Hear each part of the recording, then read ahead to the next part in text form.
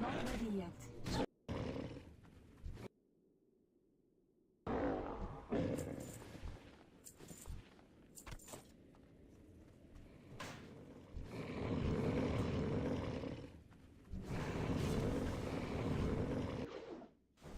Very upset that my site is gone. I'm just playing these because I'm showing you how desperate she is to like link me to Kiwi Farms. Who is Destiny? I looked for him on Twitch and can't find him. Is he some kind of streamer? I don't know much about him. I know he's a Kiwi Farms user and he seems to be really close to Nick Fuentes and Lauren Southern. I think he's some kind of Nazi. Really seems like it. I would stay away from him. People accuse me of insane shit. Like, Destiny, in a recent video that he did, accused me of saying that I told my followers to bomb a data center in Ukraine. Well, I was in the middle of an email campaign, and I posted the information for a publicly traded company based in Ukraine. I posted the information. I said, do your thing, in the middle of an email campaign. Just absolutely unhinged behavior towards me all the time. I don't know what in the middle of an email campaign has to do with anything. By Kiwi Farm users. He's obviously just very upset that his site is gone. People accuse me of insane. My reaction score, like Reddit Karma, on Kiwi Farms is below negative 850. Getting negative reputation at this level is considered somewhat difficult without getting banned and is usually only reserved for lol cows with accounts on the website.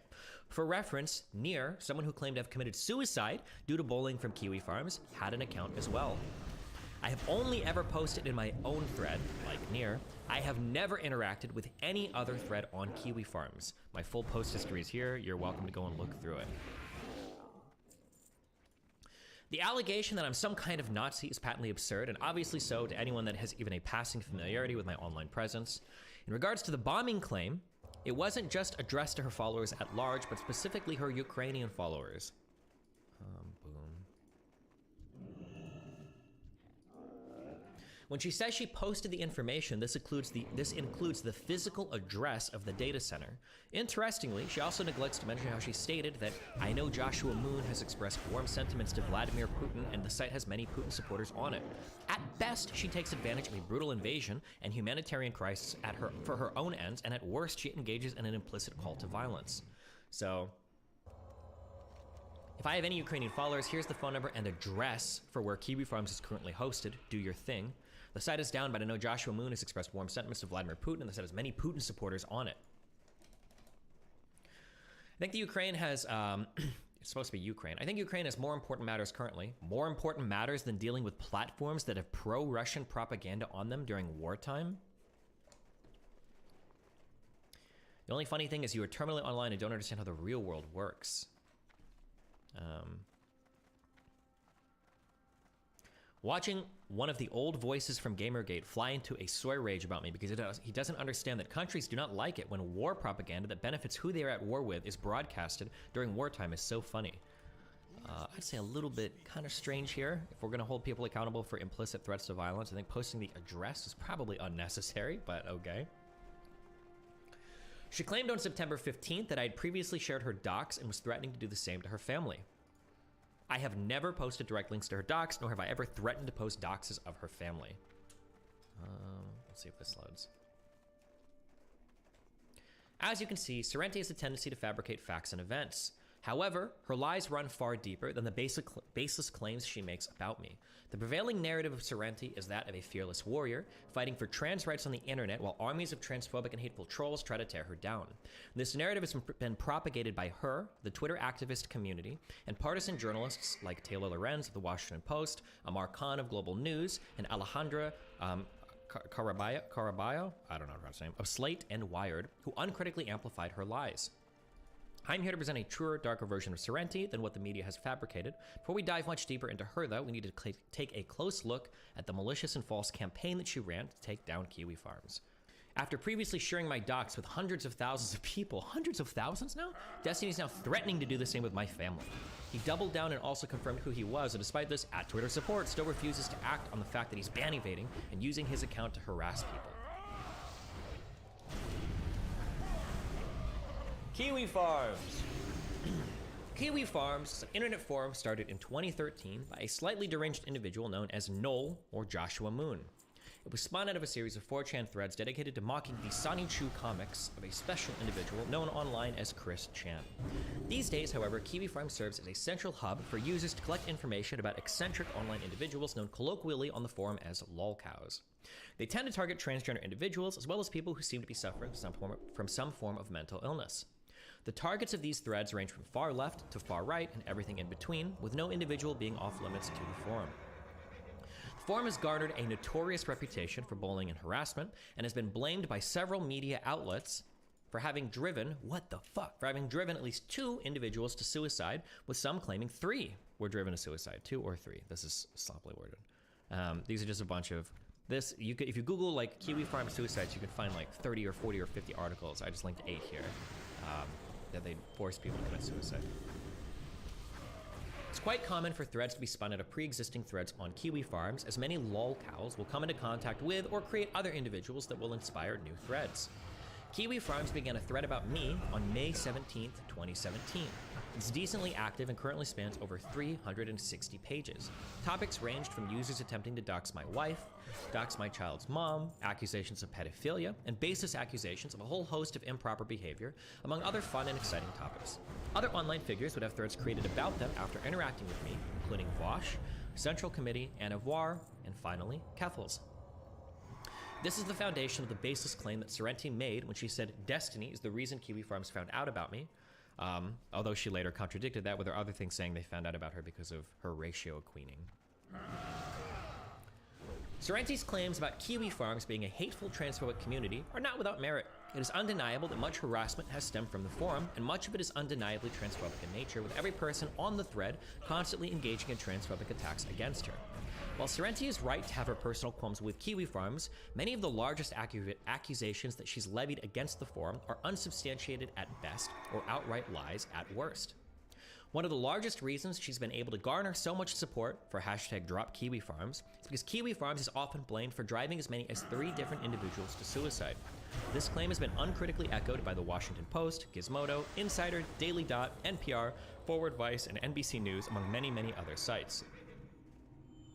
Before we go too much farther, let's give some thoughtful analysis to the suicides Sorrenti et al. Attributes to Kiwi Farms. It's important to note that none of the additional information I'm about to provide is an attempt at character assassination. It's done solely for the purpose to further understand the deeply unfortunate and complex circumstances that may eventually lead to suicide.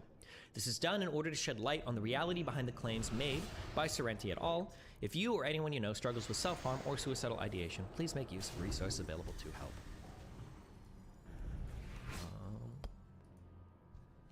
Archive site's being real slow today, guys.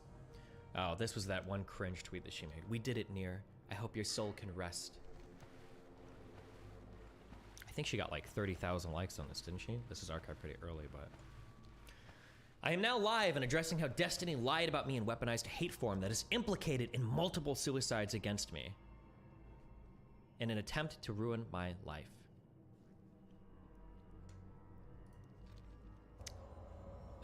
I hate that I spent so much time reading about this stupid shit. Good luck. Chloe Sagal. Is it Sagal or Segal? Oh, I should have looked up pronunciation guides. I'll say Segal. Segal? Segal? I think it's Segal. I'll say Segal.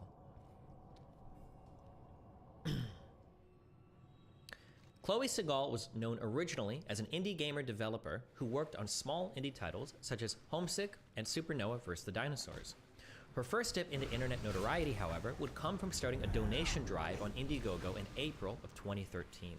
According to Eurogamer, Segal lied about contracting metal poisoning after a car accident in order to raise funds for sex reassignment surgery. Her quote, "My time frame for surviving this is lowered from a few years to a few months, with loss of many basic functions due to arrive prior to my passing. I don't have time to futz with the system. Right now, I just need to get this thing out of me. I'm a strong and independent woman. I can handle almost anything myself, but I'm setting this aside because I do not want to die from this.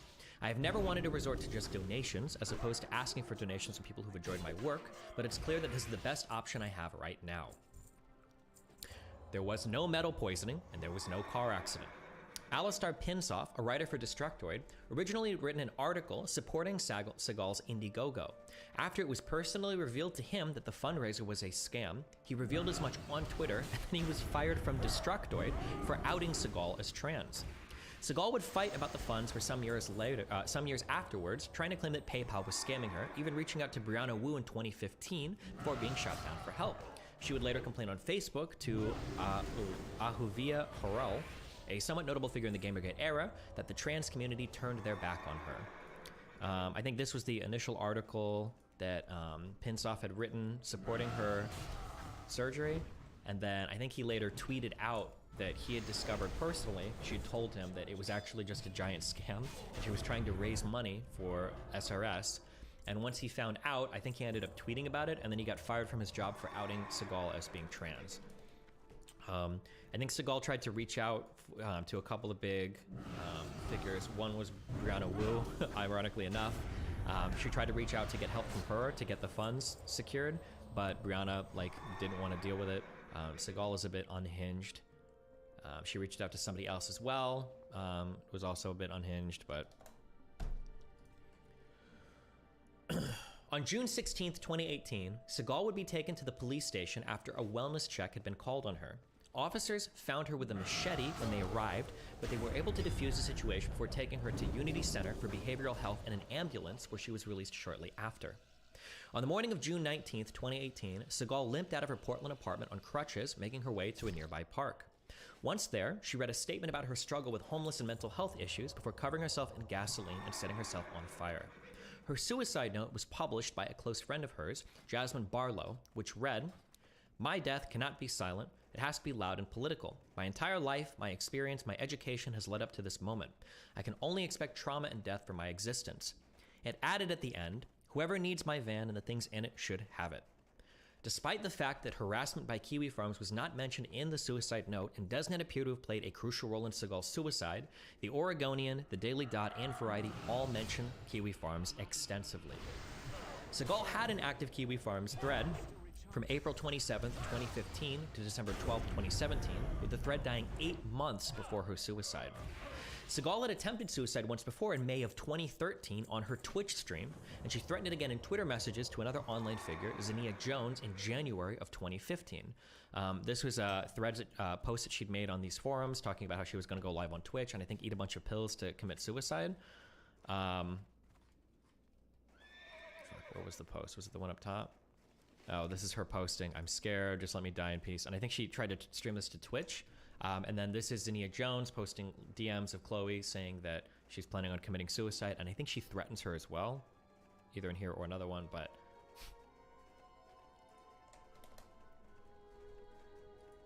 Both of these attempts occurred before any Kiwi Farms thread was ever made about her.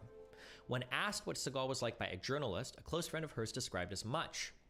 For most of her life, she dealt with abuse and depression, sensory hell, and executive dysfunction from autism, chronic pain and seizures that I'm not sure ever even got fully diagnosed. In the hardest times, she needed full-time care and support, and I didn't have the resources to provide that. The state didn't seem to either.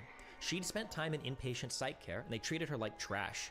They had OHP and SNAP, but the system really isn't accessible, so she couldn't get the diagnosis she needed for treatment. Regarding suicide, it was constantly on her mind. She even attempted once live on streaming video, which is a reference to the Twitch thing above. She attempted while living with me. It was a constant shadow over her art. One must conclude that Seagal's suicide was likely the culmination of abuse, mental illness, and homelessness suffered throughout her life. A prior partner who dated her for 2 years confirmed as much on Twitter, echoing that her suicide note specifically referenced systemic struggles with maintaining a home and adequate mental health care with low income being the reason she killed herself to send a message. The claim or implication that Seagal's suicide was driven solely or primarily from Kiwi Farms harassment is unsubstantiated, insensitive, and irresponsible, and it completely trivializes and erases the political statement she aimed to achieve with her suicide. This leaves 2. I think this was her previous partner of 2 years tweeting out about this. Oh, I should have opened this in advance. Fuck, these archive links. They actually might be, oh, never mind, I shouldn't say that, but they could be. I'll wait for this. I'm trying to keep this, I'm trying to go for like brevity, but have enough information at the same time. There's a whole bunch of stuff that we like haven't included. This person's life was incredibly sad and fucked up. The Chloe Segal person, like she was homeless for a large amount of her life. She had huge mental illness issues. Not like, oh, XD, I'm quirky autistic, but like super like needed, like this person said, needed full-time care. And then the extra sad thing is she is literally writing a suicide note, calling out issues relating to homelessness and mental illness and not getting the proper care from the state. These are really big deals that if you know people that have special needs, they struggle with these things sometimes. The idea that her suicide is being hijacked and used as like, this is what happens when Kiwi Farms post threads on people is pretty fucked up. Oh, this was the previous partner. It's common knowledge nowadays that Chloe is dead because the trans community was oppressing Chloe. No, it isn't. Actually, it is. Everyone aware of the case tells the same thing. Everyone knows. Weird. I dated Chloe Segal for almost 2 years, and this is the first I'm hearing of it. Her suicide note specifically referenced systematic struggles with maintaining a home and adequate mental health care with low income being the reason she killed herself to send a message. But I'm sure whatever nonsense your worm-addled brain absorbed from Encyclopedia Dramatica or whatever makes you more informed on the subject than someone that knew and lived with her personally. Go fuck yourself. Something that I will say in the doing all of the research for this document, I don't know, I might just be slow, maybe it's like a running joke or whatever. Encyclopedia Dramatica is one of the worst resources I have ever seen in my entire fucking life. There's so much wrong information, there's so much bad sourcing, there's so much, it links to something that doesn't even prove what it's just the worst.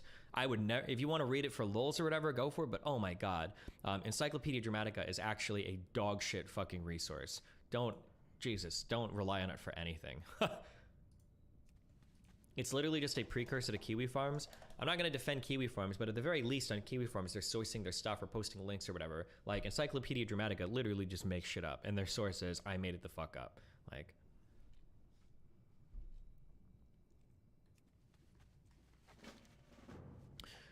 that leaves to Julie Terryberry.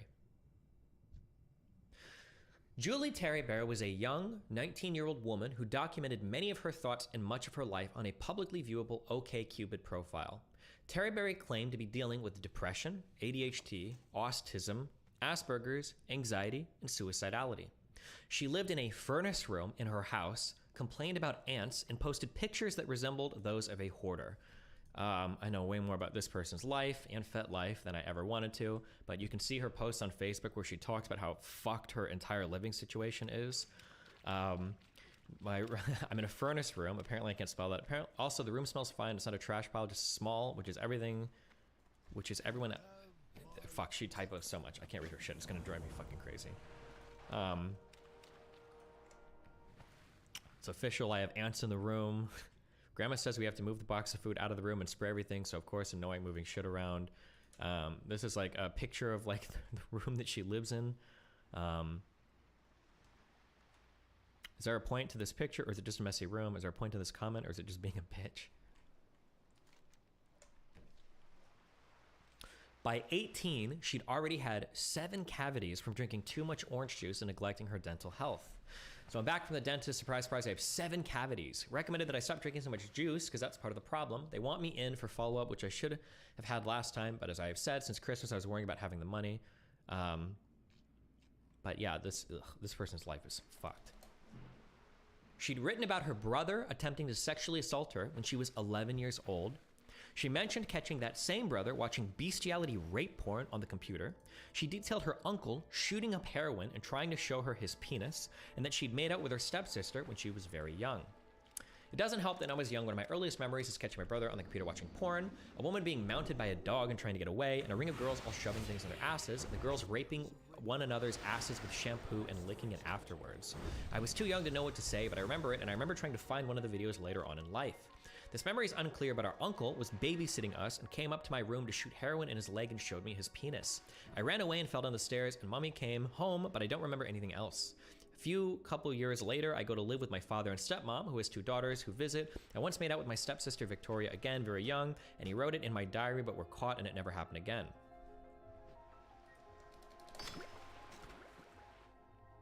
She also spoke about her experiences with multiple older masters who would teach her BDSM on an online dating app, IMVU, with one of them actually being arrested due to his conduct.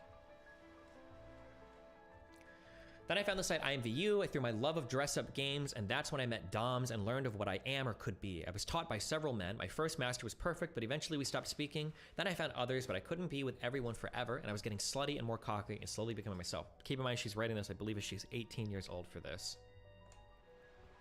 I had an online boyfriend named Nick. He looked shiny on camera and he loved my ass. Then there was this other Nick. He was 23 and could suck his own cock.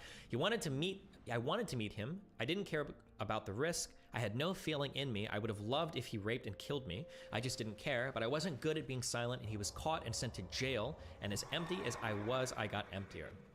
As I got older, I still acted slutty online. I needed to and got into bondage and had a master I saw on IMVU. He was my everything. Then my internet was restricted and my memory grows fuzzy, lost contact with the BF, broke up, sort of had a girlfriend, I lost her, blah, blah, blah. Someone said, Mama Max, but damn go off sis made a video about IMVU because it's fucking swarming with pedophiles. Yeah, maybe. Terry Berry would eventually begin dating Mike. So I want to be fully transparent here. I've gone painstakingly through all of the pronouns in all of this document to make sure, like near, for instance, goes by they, them. However, the Mike person, I think, identified as a woman at some part, but stopped. I'm not fully sure. There's an apology letter written to him as addressing him as goddess. I truly don't know. I couldn't figure out this one, and I'd already dived enough into this girl's like fucked up stories. I didn't want to go any further. If I am mispronouncing Mike, forgive me. I'm sorry, but Jesus Christ. Eventually, we'll get to the apology thing. Eventually began dating Mike, officially announcing themselves as a couple when she, Terry Berry, was 18 and he was 29.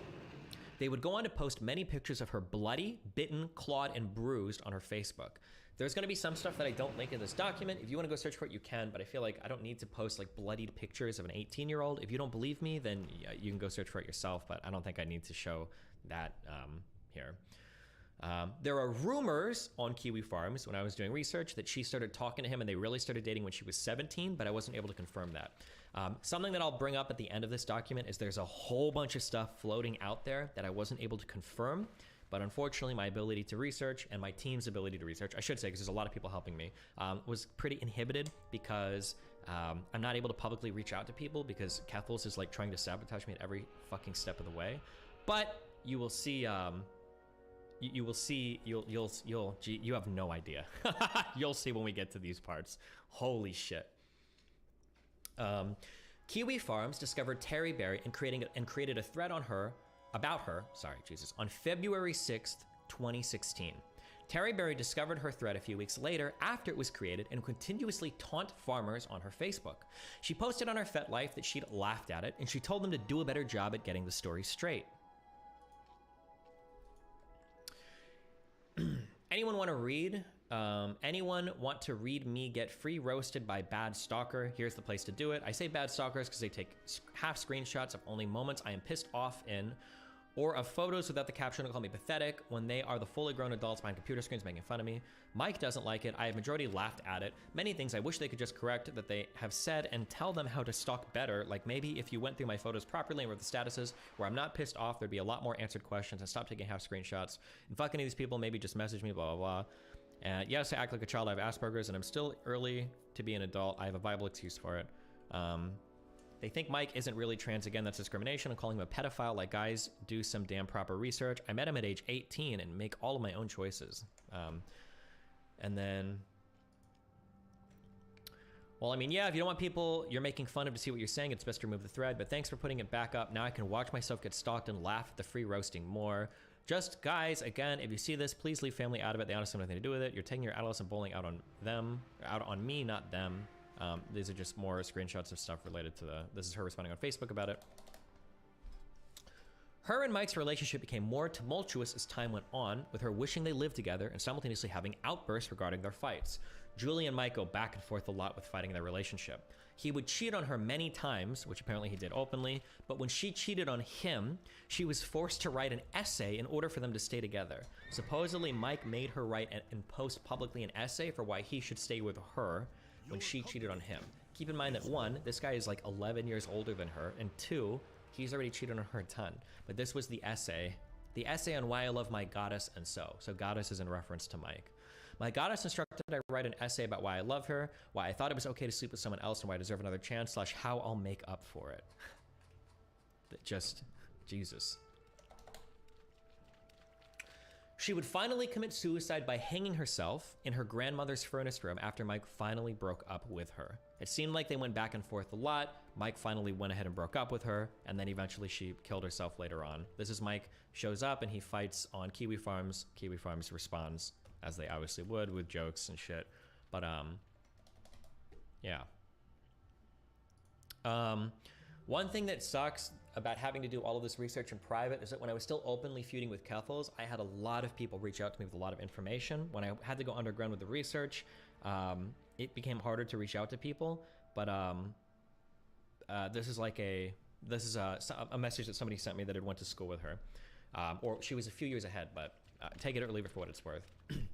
An individual wishing to remain anonymous who attended the same school as Terryberry reached out to me to add her experience with her. I only knew her when she was a kid. We went to elementary school together. She was a couple years younger than me. I rarely interacted with her, but I remember a few weird things. She was a sweet girl, but kind of off. She would act out and would just exhibit weird behavior for a kid. She really didn't have a lot of friends, if any. She basically just kept it to herself. I know she came from a very poor and troubled home. Her parents, I suspect, were doing drugs and were pretty uninvolved in her life. I grew up across the street from her elementary school, and my mom would my mom would take me and a couple of friends to the playground there on weekends, and I remember we saw her there a few times all by herself without her parents or anyone watching her. My mom became pretty concerned about her. I remember we gave her and her family some of my hand-me-down clothes and toys. After I went to high school, I never saw or heard about her again until she died. I didn't have her on social media, and neither did any of my friends, so I didn't know that she was posting. I didn't even know that she was being posted about on Kiwi Farms until like 2 days ago when I read a post on your subreddit that mentioned her name. I was completely mind-fucked by it. My friends and I had all just assumed her death was a suicide or something drug-related, but we never looked into it again. So again, I really wasn't close to her, especially in later years when all of this was happening, so I can't tell you with 100% confidence that Kiwi Farms had nothing to do with it, but I can tell you that she was clearly mentally ill and troubled even from a young age and didn't have a support system around her. So in my opinion, just from what I know of her situation, this is going to happen with or without Kiwi Farms. Makes me feel sick that Keffels and other people are using her to push some weird agenda. Julie had a very hard life. She doesn't need to be used as some pawn in some weird fucking clout game. People just need to leave her alone and let her memory rest. Julie's life was a mess, likely from birth. She'd been sexually exploited by multiple family members, likely had drug problems throughout her entire family, had an unstable living condition, and chased horribly one-sided relationships her entire life, with previous partners enacting physical abuse on her as part of her lifestyle. Some of those pictures between her are really fucked up, but yeah. The claim or implication that Julie's suicide was driven solely or primarily from Kiwi Farms harassment is unsubstantiated, insensitive, and irresponsible. That leaves one. David Ginder. Ginder is how I've decided to pronounce this person's last name. I don't know if there is a better way to do it, but Ginder it is. The third death attributed to Kiwi Farms, David Ginder, is the most contentious of them all. Ginder was considered somewhat of a programming savant. Under the alias Bew, they single-handedly created the first cycle-accurate SNES emulator, Higan, originally called BSNES. It was the first multi-emulator capable of emulating every single component of the SNES. The name Bew was chosen due to Ginder's obsession with an old Super Nintendo JRPG, Bahamut Lagoon. I don't know if I need to explain this. Creating emulators that can accurately emulate every single underlying chip without using weird shortcuts or whatever is important, because when you emulate old Super Nintendo games on worse forms of emulation, you can have like errors and glitches that pop up as a result of like not perfectly emulating underlying architecture. I don't think that's important for this. You don't need to know it. It was, but the emphasis is just that like this person on their own made huge strides towards creating an insanely accurate, the most accurate Super Nintendo emulator. As a random fun fact, I'm pretty sure that part of this emulator was even used to preserve Stephen Hawking's voice. It's like a random thing that I read. I think somebody else came across it as well, but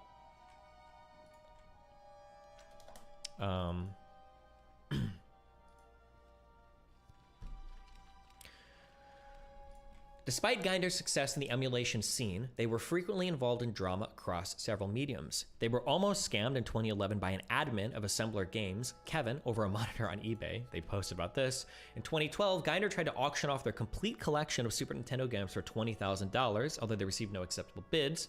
In 2014, they began to post about their mental health, complaining about their lack of progress in learning Japanese or drawing, and begging someone to reach out and help them learn Japanese better. Ginder was also frequently involved in fights and drama with other parts of the emulator community. In 2016, they posted about being fervently anti-Trump, and in 2017, they revealed their rather young-looking persona on Twitter. I don't think this is not safe for work. I think you got a lot of harassment for... Does this count as not safe for work? I mean, it's kind of naked, but kind of not. I don't know why that's the only link I could collect. I probably could have gone through the, but yeah, Nier has been involved or had been involved in a lot of different fights with a lot of different communities over a lot of different things.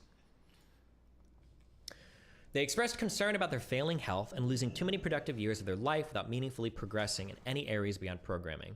One of the things that David brings up constantly is that they worried that they'd wasted a lot of time programming just one thing. Their progress with Japanese was very poor.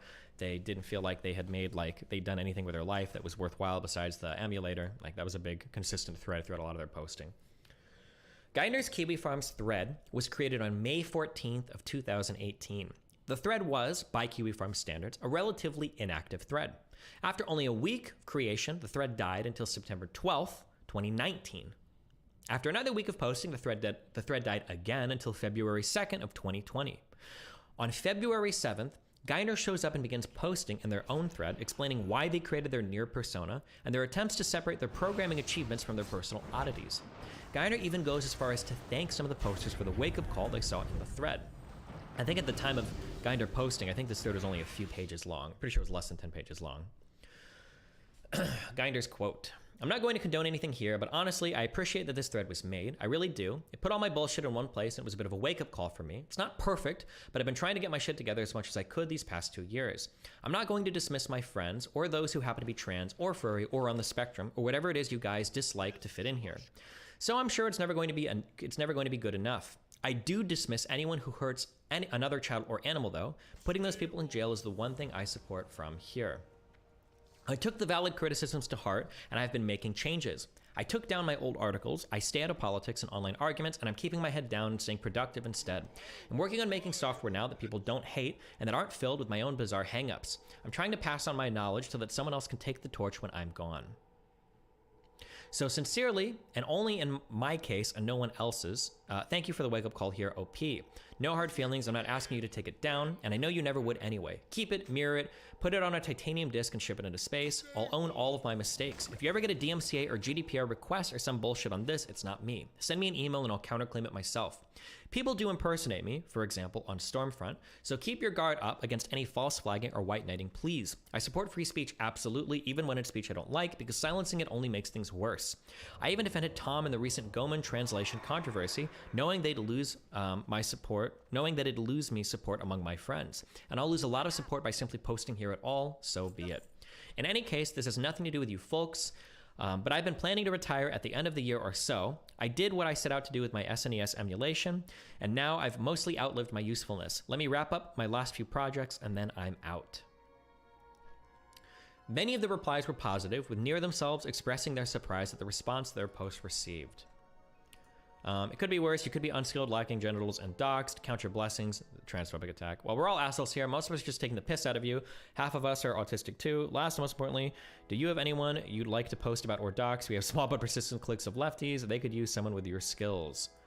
These are just like posts, like, yeah.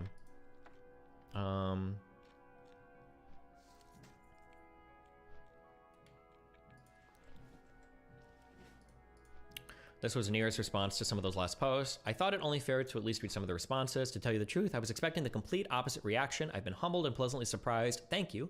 I feel like I understand your perspective better now than through only being an outside observer. Apologies for the misconceptions I held about this place. But yeah, anyway. The thread lay dormant again until March 21st, 2020, following another announcement from Ginder of an indefinite break from the internet. They would show up on Kiwi Farms on April 2nd to explain the reason, citing real-life issues and anxiety issues for their indefinite break. Then on July 24th, 2020, Ginder deleted and deactivated every account they own, causing both Kiwi Farms and Reddit to take notice. While some Redditors in the thread seem to blame farmers for the disappearance, Kiwi Farms users point to Ginder's interactions in the thread and disagree. On July 25th, the next day, Ginder's website reappeared, but only to announce that they were permanently quitting. On July 26th, Ginder returned to using the View account, posting a somber farewell message on their Twitter. The main issue they cited was that an anonymous individual had made a massive dox list of every person Ginder was associated with, causing immense stress and forcing them to remove themselves from public life. Reddit attempts to weave a narrative on the subreddit emulation that Kiwi Farms is responsible for the dox, but Kiwi Farms users point out that there were posts on the Emugen boards, Emugen? I don't know how to pronounce this, board on 4chan well before any threads were ever created on Kiwi Farms. Ginder had even written a thread in 2017 on their message board about the harassment they were receiving from the lead developer of RetroArch, complaining about harassment they'd received since 2010. Nier was, again, in drama across, like, the entire emulation community. I didn't click on any of the early links, but there's, like, so much, like, random drama and stuff, like, related to this person that they were involved with other people, that other people were throwing at them, just a lot of just a lot of shit, and also a lot of posting on 4chan. I think they were I think it was on the VG boards is where, like, a lot of threads get posted about Nier. But emulator drama stream went, there's so much drama in the emulator community that I didn't know about, that I don't care about, and that I will continue to not care about. On October 16th, 2020, Ginder returns, once again spilling drama related to their previous doxer. Oh fuck, I missed one. Once again spilling drama related to their previous doxer. They create a new Reddit thread account to work on emulators and games, while also revealing they believe that they have RSD. On June, this has to do with, like, how RSD can affect your life. People who have the condition sometimes work hard to make everyone like and admire them, or they might stop trying and stay out of any situation where they might get hurt. The social withdrawal can look like social phobia, which is a serious fear of being embarrassed in public.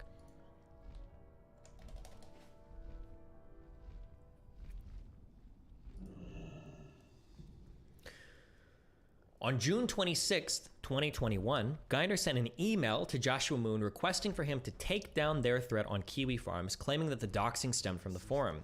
If Moon accepts, Nier said they'll give them 120,000 USD and offer their services as a software developer for the site. If Joshua Moon refuses, Nier claims that they will reply with a scan of their passport, a recent photo, proof that it's theirs, and then hang themselves. I think Nier even posts like a picture of their ID, like in a noose on this. I don't know if I included that in here.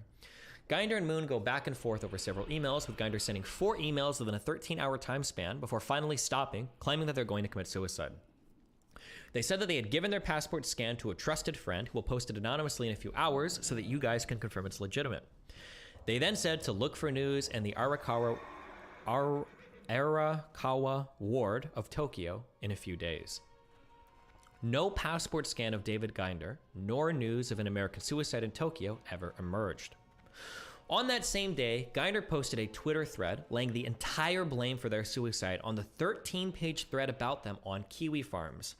A friend of Ginder's, Hector, posts a note on behalf of an anonymous mutual friend of Ginder and him who claimed to have been on the phone when Ginder committed suicide. The identity of this anonymous individual has never been identified, and they also lay the entire blame for Ginder's death on Kiwi Farms. They never mention the 500 plus posts on 4chan's VG board, most coming from the Emugen general thread on Ginder. Interestingly, they also claim to have frequently gone out to eat and seem to have hung out with Ginder, despite Ginder claiming just the same day that they had no real-life friends. This was part of Nier's final thread. The internet isn't a game, it's real life. I'm a real person. This stuff really hurts. I poured my entire life into this. I have no real life friends. I have no other reason for being. Only this, and now I have nothing. I'm trying to get this archive to load. Hold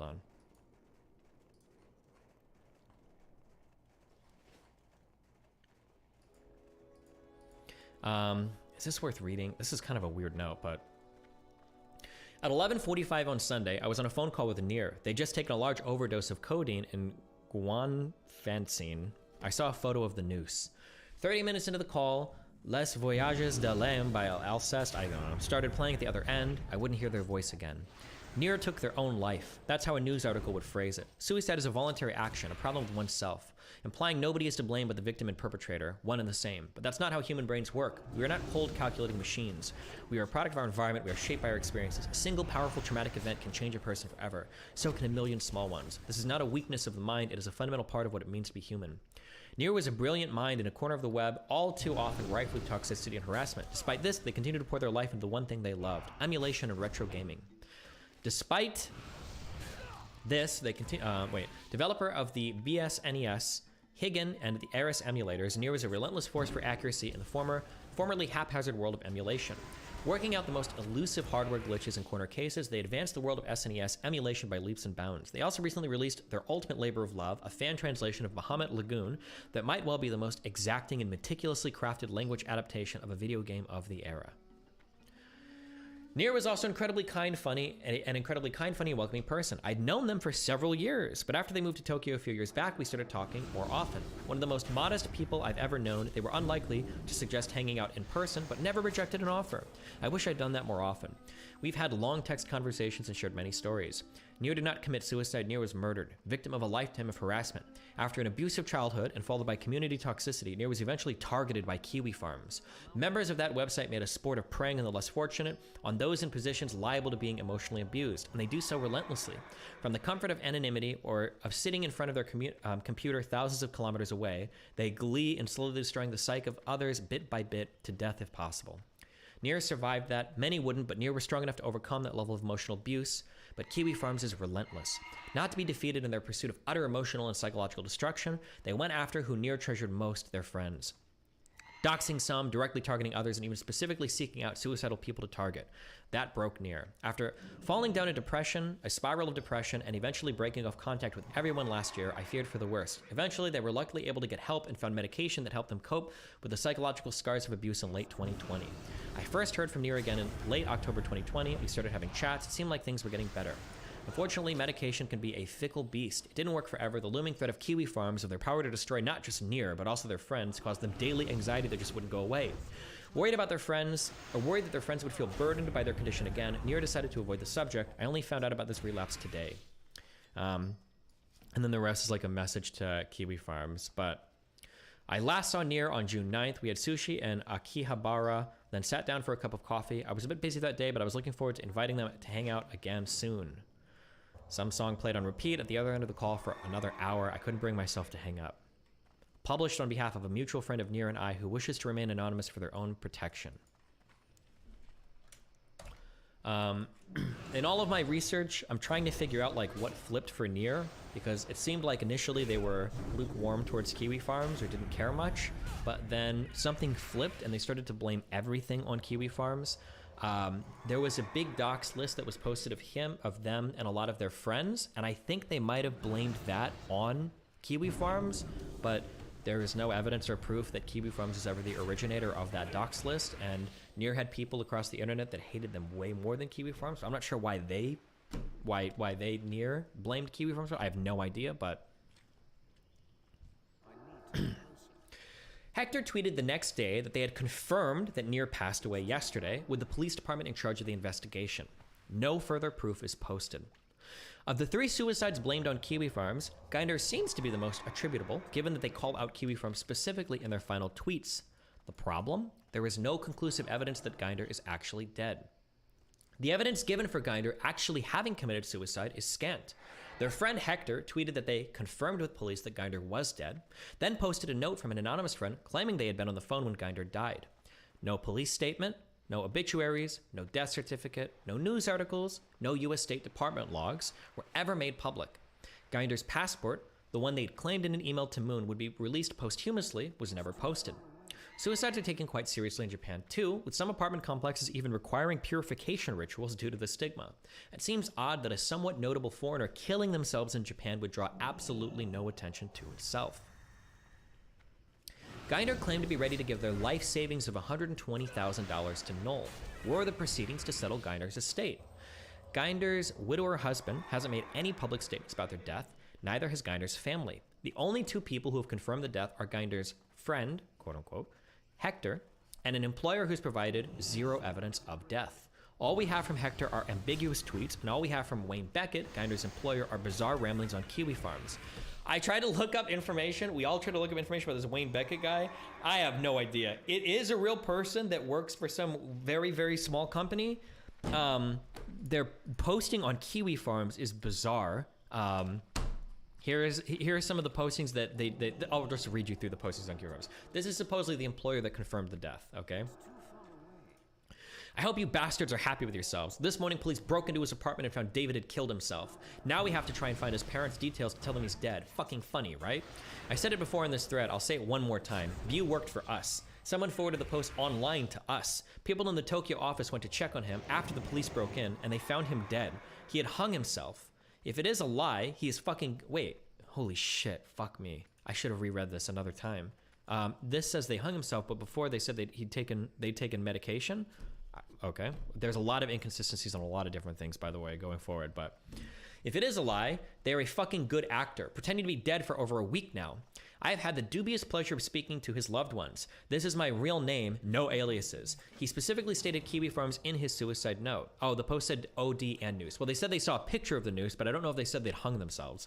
But much of the blame, if not all of it, lies squarely here. This is that same talking point. All of the blame lies here. All of the blame lies here.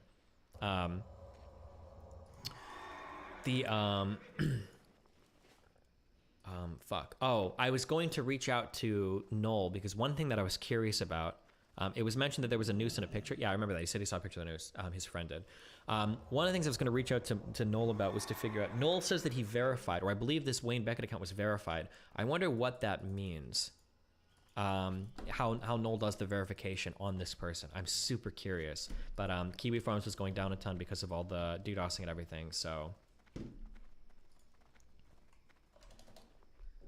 there was no way for me to get a hold of him, but whatever.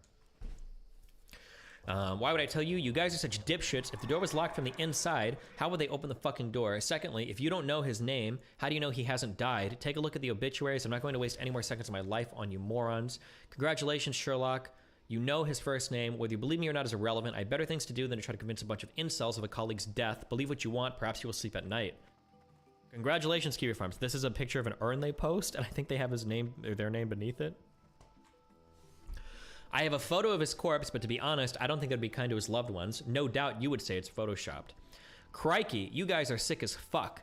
He would need a fucking Ouija board, or not Ouija, fuck, I think I said that. Ouija keyboard to log in. This is going to be my last post ever on this site. Why am I bothering to try to convince people I can't stand I don't know? I don't give a shit if you don't believe me. I absolutely refuse to post a photo of David's dead body so you guys can jerk off to it, get a life, get off this sick site, and do something useful with your lives rather than hounding people to suicide. Mic drop.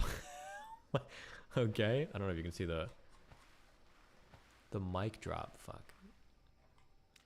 Is that the best you guys can do? I give you my real name when you suggest my career, which is probably 3 times your age, is going nowhere. You funny guy. Ha ha ha. Retard, ouch, et tu brute, or whatever. But anyway, Jesus.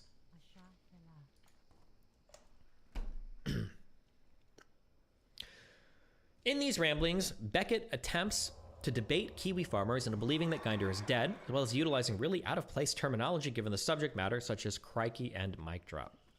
Kotaku, Clutch Points, IGN, GameSpot, GameRant, and Vice all reported that Geinder was deceased. However, every single publication was simply uncritically reporting on the same tweets by Hector, where Geinder was proclaimed deceased with 0 direct evidence provided.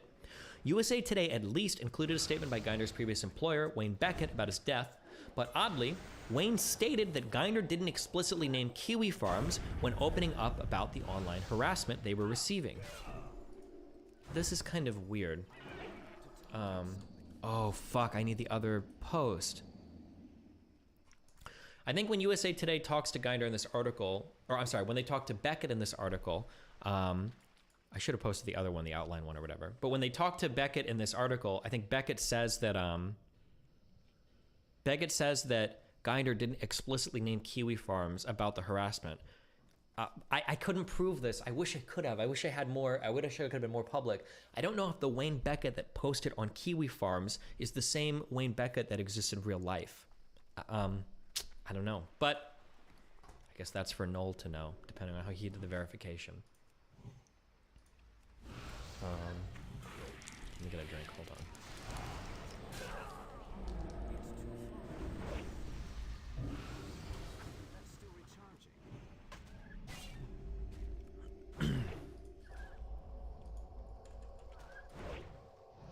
People are posting the thing. Sorry, hold on.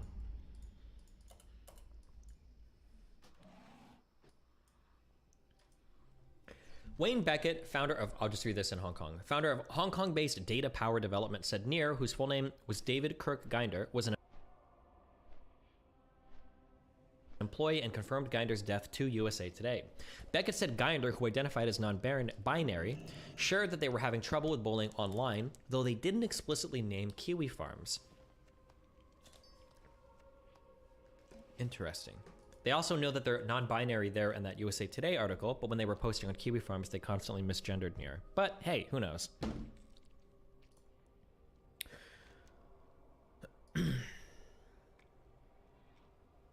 Unless some evidence is presented or someone credible comes forward, it's difficult to conclude with any certainty that Ginder is actually dead. It's plausible that they were suicided, or that they had suicided the online Near personality to escape the pressure they were facing online, which is consistent with their history of deleting and recreating accounts in the past. All that would be needed to prove that they actually did pass away would be if Hector or some close friend of Ginder's posted any form of official documentation proving their passing. It's incredible to think that so many journalists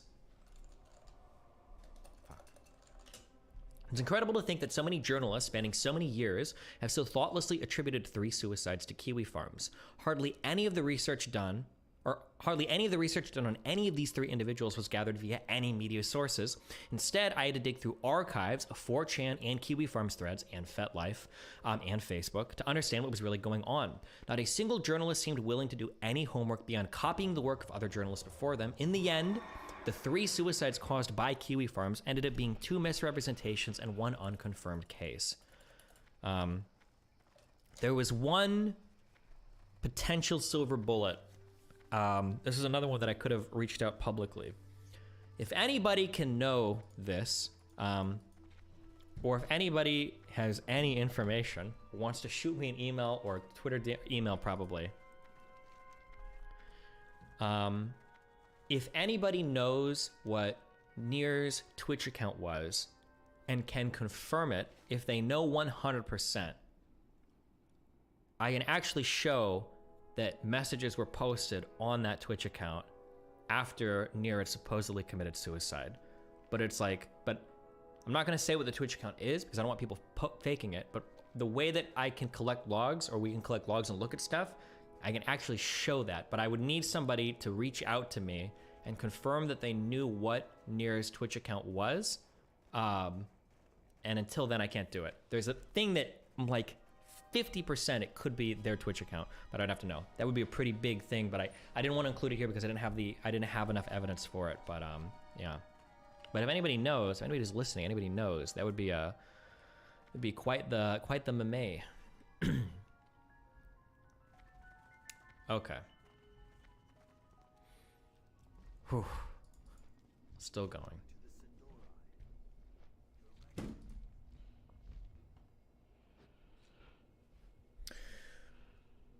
Who are the doxers? Let's be clear, Kiwi Farms is not a happy place. The site undoubtedly collects and organizes personal information about people, known colloquially as doxing, and Sorrenti's thread is no exception to this. She has every reason to be upset with the site, and there's much to be said about the accountability that websites should have when it comes to curating people's personal information. However, Kiwi Farms is not unique to this, and it may not even be the main culprit in regards to Sorrenti's multiple doxes and swats. Is it fair that Kiwi Farms takes the blame for every single bad actor harassing Sorrenti? What if Sorrenti knew for a fact that other websites existed that were involved in her harassment? What if she blamed all of the harassment on Kiwi Farms because it was a softer target that gave her more of a positive spotlight instead? There's another website we're going to be discussing extensively in this section. I don't want to give more spotlight to a potentially harmful website that hosts personal information, so I'll be referring to it as Website Zero. While it's true that Kiwi Farms has hosted her doxes, is there any evidence that any of the swattings came from Kiwi Farms, or that it was even Kiwi Farms who originally produced those doxes? A careful reading of her thread would show that Kiwi Farms users don't find out about Sorrenti's raid until she's actually announced it on her GoFundMe.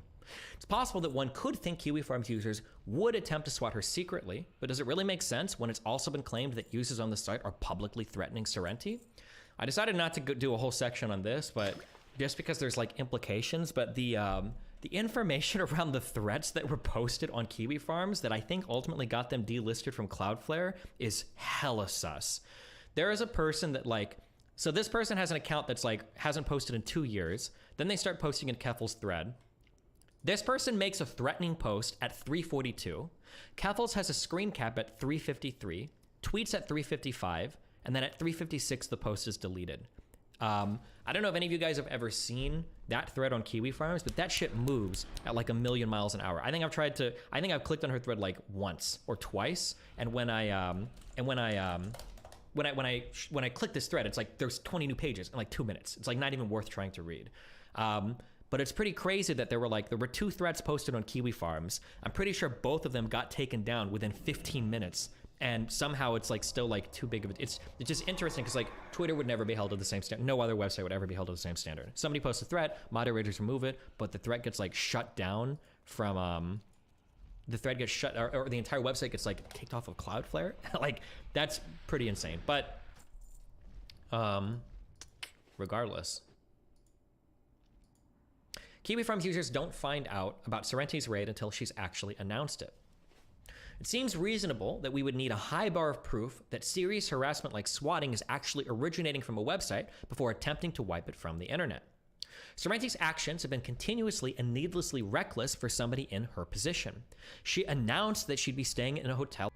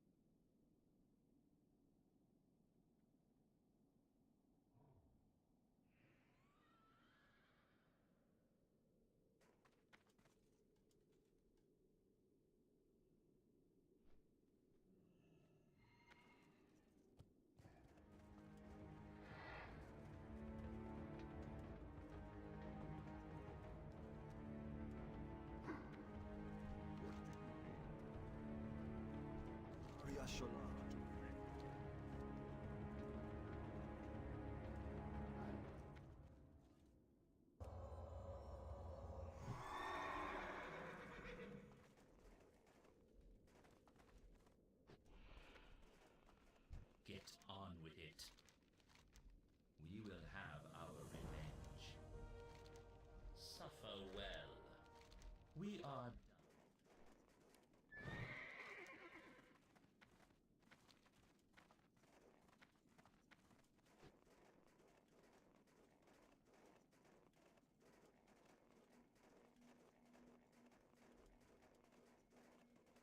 On August 13th, then took a picture of her cat on the hotel sheets. This hotel is doxxed within hours. Sorrenti then claims that she starts receiving pizzas from various locations to her hotel room, which then prompts her to move to a new hotel. On August 18th, Sorrenti decided to taunt the doxers on Twitter after moving to a new hotel. Shortly after, on August 21st, Website Zero hacks into her Uber account and orders $131 worth of food to her new hotel. When retelling the story, Sorrenti claims that it was at least $500 worth of food. Although Website Zero only posts the original order receipt, it's possible that they placed multiple orders to reach the $500 price the next day. These are like messages that she's posting. Fuck, this archive set is super laggy. She posts pictures of her cat. She talks about that she's moving to hotels. She talks about moving hotels. Here's like pictures she's posting. They cross-reference the bed sheets and the picture of my cat at other local hotels because they found a match. It's people that like hide from doxes and stuff. I don't know why anybody would ever post pictures and talk so much about where they're going, but we'll get more into that later.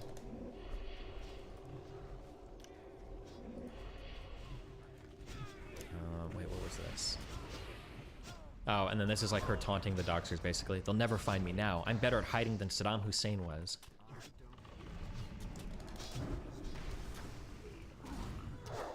After the food shows up at her hotel, Sorrenti posts a picture of it on the new hotel's bed sheets. Predictably, the new hotel is doxxed in a few hours, and then notice how she reflexively blames Kiwi Farms for this. I think there's more pictures. Hi, Ubersport. My account was hacked and had the password. I don't know why she feels the need to post pictures online, but she uses this food order to. This is why I want you to drop Kiwi Farms from Cloudflare. Even speaking up about it has meant retaliation for me. You're going to keep trying to track me down, and you have the power to end all of this. The next day, a post on Website Zero is made with proof that it was them that doxed Sorrenti's Uber account. This post includes phone numbers, accounts, addresses, emails, and passwords of Sorrenti and the name for many of her family members. Website Zero has apparently been working on this list since March 28th, with links to 35 different personal accounts belonging to Sorrenti, her mother, and her partner. This collection includes account names, half-completed phone numbers, unfinished passwords, and more email addresses. This page was listed as a work in progress, with the members actively calling for users to track her down. From here, Sorrenti makes the decision to move to Northern Ireland to flee from the internet harassment she's been receiving. I don't know why no journalist ever questions why she has to go to a different country to run away from people online. That's just kind of like a thing that people just uncritically repeat. It seems a little bit strange, but okay. She starts tweeting out information specific to her travels, with some commenters even calling her out for her recklessness. One among many questionable decisions is that she chose to move in with a friend who she knew had already been doxxed in the past, despite raising money on her GoFundMe explicitly for escaping the harassment from Kiwi Farms. Nice jobs, Kiwi losers, DDoSing my website while I'm not even live streaming because I'm traveling. Greatest minds in the world on that hate forum. Anyway, I'm almost in Europe. I'll touch base later. Love you, hun, but stop giving us location updates for fuck's sake. Europe is an entire continent. I don't think that helps me get doxxed. Keep in mind this after people apparently doxed her from her bed sheets. Like,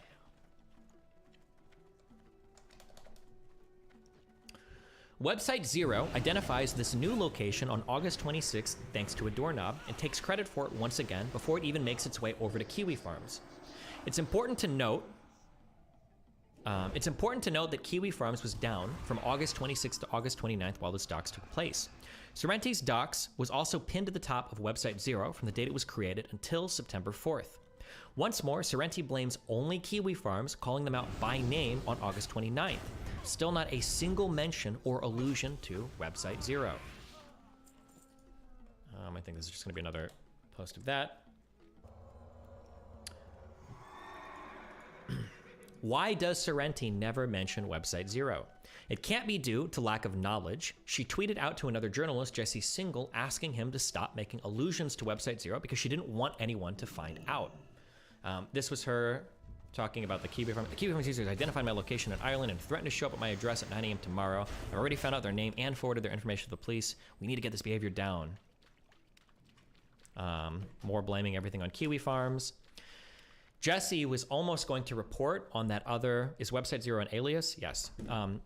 Jesse was almost going to report about this other website, and Kevils literally begs him not to. Can you please stop making allusions to the site that is the docs of my entire family?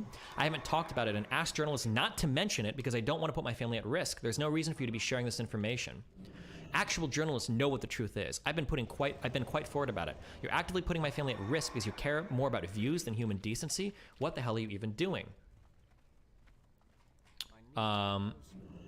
It's kind of crazy to me that like basically every single bad thing that's happening to her is blamed on Kiwi Farms when there are other websites that are working in the background that are arguably doing more than Kiwi Farms is. But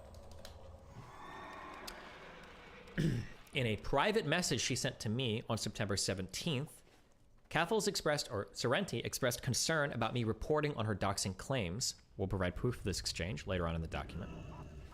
When you started talking about doing a second manifesto stream and alluded to my Zero paste, I was scared. Zero users aren't stupid like Kiwi Farms users. They simply post the docs and are smart enough to know how to hack accounts, collect info from data breaches, and use social engineering to get the information they need. Zero retaliated against me when I started the campaign to get Cloudflare to drop Kiwi Farms, and they did a more comprehensive docs of my family and friends than Kiwi Farms did. It would seem as though she was aware of the existence of this website from day one. Sorrenti seemed so afraid of me covering this information, she falsely accused me of threatening to share her docs multiple times and called for mass reports on my Twitter account until it was banned.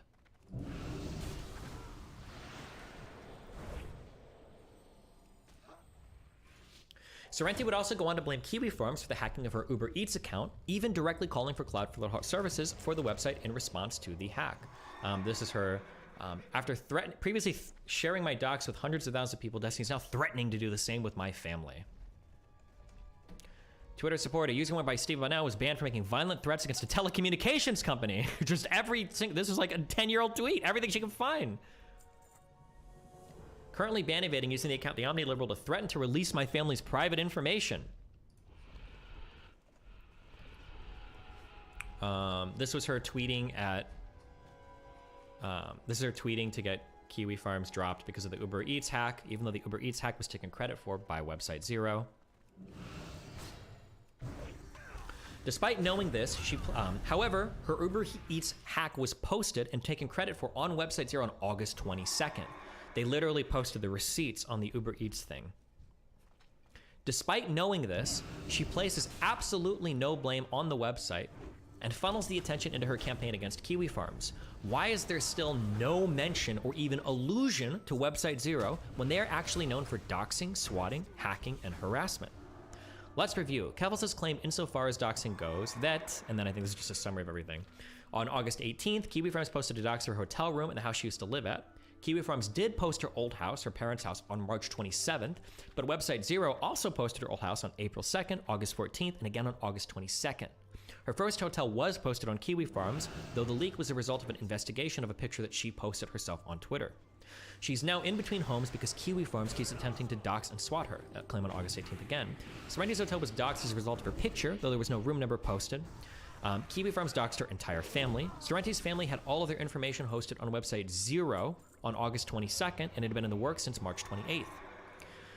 On August 31st, she says Kiwi Farms posted a dox of her address in Northern Ireland. Website Zero took credit for and hosted her Northern Ireland address, while Kiwi Farms was down on August 26th. On September 9th, Kiwi Farms doxed her for the third time and hacked her Uber account. Kiwi Farms did post her hotel docs, but the Uber hack was done by Website Zero. She also claims that the food showed up at her doorstep, despite the receipt showing the food was taken to her second hotel, in which no room number was posted. I don't know if these inconsistencies matter or not. More of those later.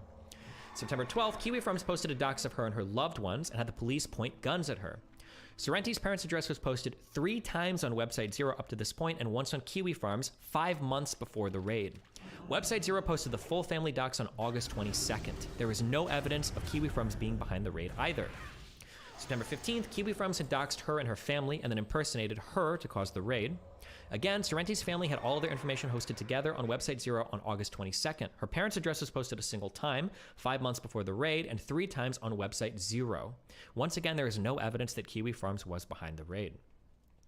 It is undeniable that Kiwi Farms hosted Sorrenti's dogs multiple times, but they were not responsible for the Uber hack. There's no evidence that they were behind any of the swattings. Website Zero is a far likelier culprit, given that they have a reputation for all of these things. So why does she act so recklessly in the face of all this danger, and why has she never once called Website Zero out or even alluded to its existence? I see, I see you all. So yeah, this is kind of crazy. When we started digging through all of the, or I guess I can give my take on all of it at the end. But it feels like a lot of the harassment, the actual fucked up shit, like the Uber Eats account hack and all of that, was coming from this other website that I guess there's not enough clout in attacking them, or I guess you're not famous enough for going after them, or whatever. But never seems to ever want to mention or bring up any of that, or hashtag drop any of that. Number 4, the swattings. The London, Ontario swatting. On August 9th, Sorrenti opened a GoFundMe and posted a video speaking about an incident with the London, Ontario police that occurred on August 5th. On August 5th, I was woken up by London Police Services pointing an assault rifle in my face at my home. I was told later that at 6 a.m. that morning, an email impersonating me was sent to every city councillor in the city of London, Ontario, stating that I have an illegal firearm, that I killed my mother, and that I plan to go to City Hall and shoot every cisgender person I see. I was shown the email while I was being interrogated in police custody. While the emails were riddled with grammatical errors and read more like something a troll would say than something I would sincerely say, the police took it seriously. Not only that, the email said my name was Clara Sorrenti, but also stated what my dead name was. It was an obvious attempt to make the police humiliate me. We won't watch all of this. I think I go through every claim in the following sections, but hold on to your hats for this one, Jesus. The narrative set forth by the initial video was one of terror and transphobia. Sorrenti claimed several times that she had awoken to police services pointing an assault rifle at her face, and that the police engaged in transphobia multiple times against her for no reason other than the prejudice they have towards transgender people. She claimed that she felt traumatized in her closing remarks. Sorrenti made several claims in that video that would slowly mutate over the following days and weeks. The London police chief, Steve Williams, put out a statement clarifying some of the accusations made by Sorrenti.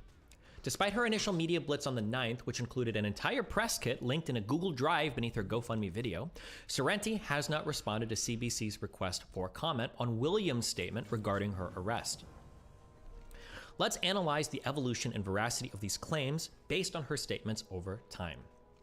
So let's go through, here's 2 original claims. On August 5th, Wait, we got this one, I think we already watched.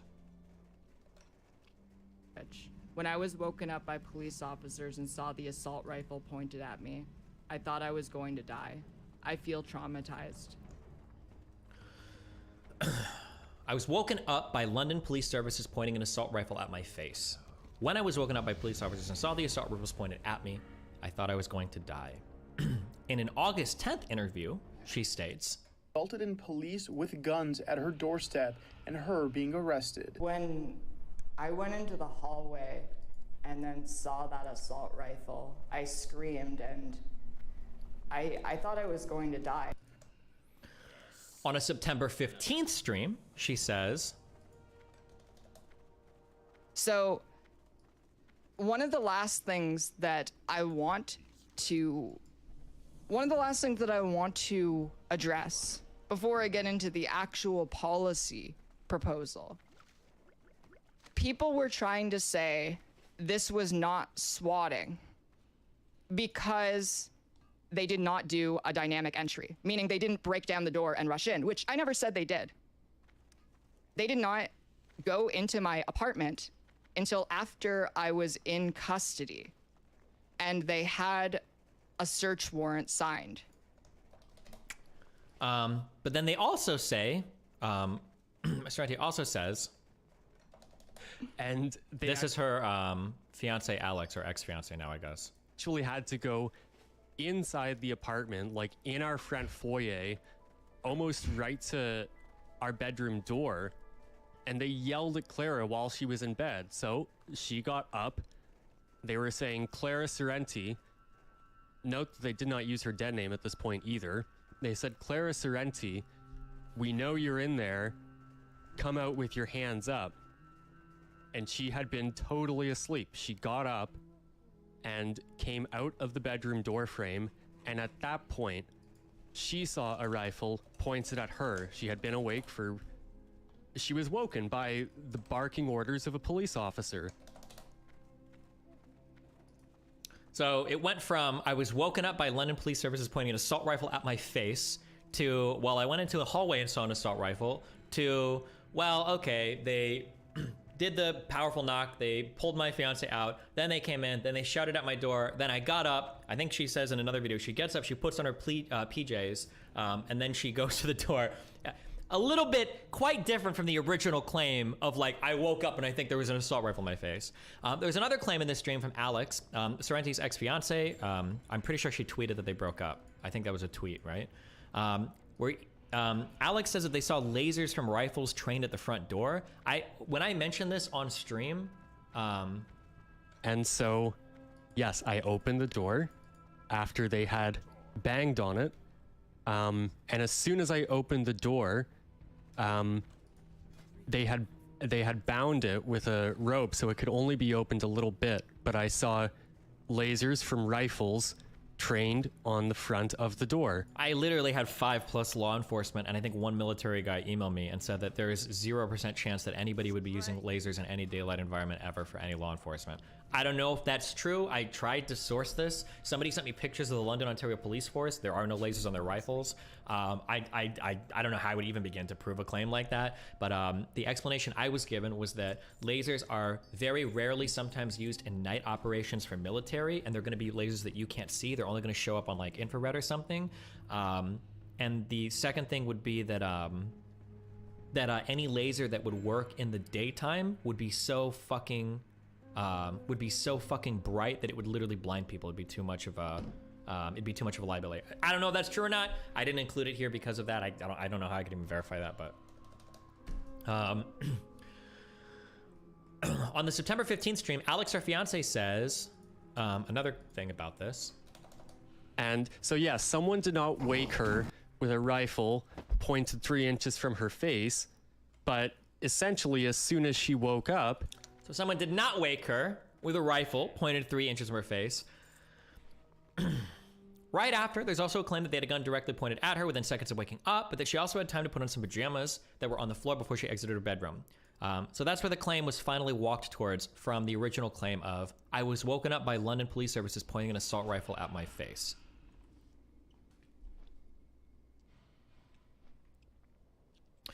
Original claim. During the arrest, the police officer referred to me by my dead name. I was booked in the station under my dead name. The police, when talking to my mother, referred to me as her son. During the arrest, the police officer referred to me by my dead name. I was booked in the station under my dead name. The police, when talking to my mother, referred to me as her son. On the August 11th police statement, the chief said, at no time while she was in our holding cells did members of our police services address Miss Sorrenti by her dead name. On the September 15th stream, Alex, her fiance, says... They actually had to go inside the apartment, like in our front foyer, almost right to our bedroom door, and they yelled at Clara while she was in bed. So she got up. They were saying, Clara Sorrenti... Note that they did not use her dead name at this point either. They said, Clara Sorrenti, we know you're in there. Come out with your hands up. Alex says in the initial breach that they didn't use her dead name. Later on, Sorrenti would say... The allegations as to how Miss Sorrenti was addressed during her time in London police custody, using an incorrect name, her dead name, and gender. It's important that he said, well, I cannot confirm any conversations which might have transpired during Miss Sorrenti's initial arrest. And that's when it happened. The activity in the holding cells is monitored. And I never made a statement about any bad things that happened while I was in custody. I would absolutely assume that when the police know that these things are being recorded and can be part of public record, they would be more careful with how they go about their business. Notice the implication then, well, when they know they're being recorded, they're going to act properly. But Alex said earlier when they initially breached, they didn't use her dead name. Her original claim. I was booked in the station under my dead name. She says she was booked in her station under her dead name.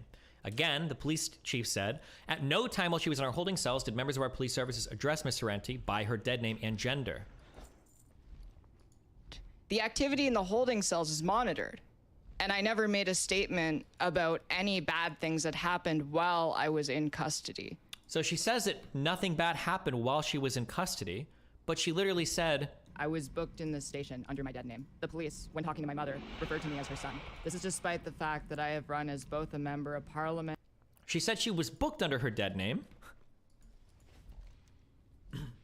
So I guess part of the confusion is, I don't know where she was actually dead named at, because Alex and her seem to agree that when the police initially breached, no dead name was used. And then when she was in holding, she said that, well, while I was in custody, no dead name was used. She wasn't booked under her dead name, I don't believe. So even though she's saying she was booked in the station under her dead name, she also says, I've never made any statements about bad things that happened while I was in custody. I don't know, kind of weird. Original claim. The fact that a fake email led to London Police Services booking me under my dead name reveals the prejudice that many police have towards transgender people. This is despite the fact that the email contained my real name before ever even mentioning my dead name. This is one of the property bags returned to me after I was released from custody. All of the property bags returned to me have Roberts written on them. Roberts was my last name until... So here's something that I don't know if I want to split hairs on this or not, because it just feels like people are going to like quibble over it. I don't know if I would consider an ex last name to be the same thing for a trans person as a dead name. I don't know if I'm buying that one. Typically, when we talk about trans people, a dead name usually refers to a prior first name that has a that is highly gendered, that would have been gendered in a way that it was opposite of that person's sexual identity. So, and I didn't catch this until after I'd gone back and watched some of these videos, because obviously if you see a bag with evidence written on it, and it's like, oh, that's pretty shitty, she's getting dead name, they're calling her Roberts. Roberts was not her first name. Roberts was her father's last name that she had until she changed her last name to her mother's last name, Sorrenti. Roberts was not her first name, dead name. I could not find any evidence anywhere, ever, and she's welcome to dispute this, of anybody ever calling her or writing this on anything. I couldn't find that information. So anytime she refers to her dead name, she's talking about them using her prior last name, not a prior male first name. I can't find any evidence that she was ever referred to as or dead named at any point, honestly, besides the evidence bags, but Sorrenti says, the only reason Roberts is on my property bag is because I was booked under my dead name. Police statement on August 11th. The reference to Ms. Sorrenti's former name appears to stem from the existence of prior police reports. When an individual comes into contact with the police for whatever reason, an entry is made into a records management system using the name provided at this time. Note, dead naming typically refers to using a prior name of a trans person has that is generally associated with their gender assigned at birth. Her former first name was not written on any evidence bags, and no evidence has been given that she was referred to as her prior first name. Original claim. Because of the negligence of the police, we were both left functionally unemployed, and I have spent thousands of dollars replacing our computers and cell phones, so our lives aren't completely destroyed by what happened.